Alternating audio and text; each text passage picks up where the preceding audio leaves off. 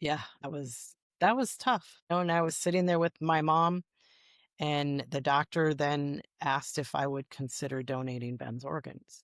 And I said, "Yeah, absolutely." I didn't hesitate because in 1982, when my brother died, he was one of the very first people in the state of Minnesota to donate organs. And he donated his eyes and kidneys. And I should say we, as a family, or actually it was just kidneys, not his eyes. But we were one of the very first families in the state of Minnesota to agree to organ donation. They didn't even start keeping records in Minnesota until 4 years later. So we were truly pioneers in that organ donation world. And so here was 27 years later, and my mother is hearing almost the same. She's almost sitting in the same scenario as she was with her own son all those years before that. My initial reaction was, yes, absolutely. No, I will agree to that. But I was angry.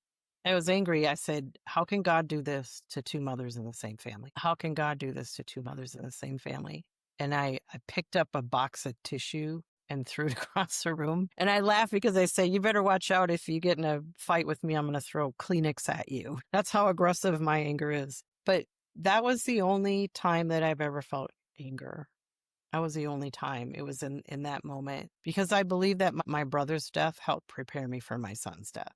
And I was literally sitting there with my mother in an oversized chair, and our legs were touching. No, our legs were touching. And when the doctor gave us that news, we both have tears streaming down our face. And for a fleeting moment, it was all about me. And then, I feel my mom next to me and look over at her and see the tears streaming down her face and realize she's now losing a grandson in addition to losing her son. And I knew in that moment two things. Number one, it was not just about me. There were a lot of other people who were going to feel this loss.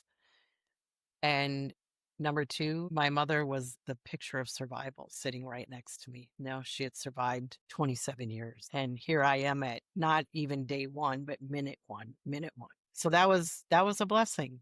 I call that a blessing.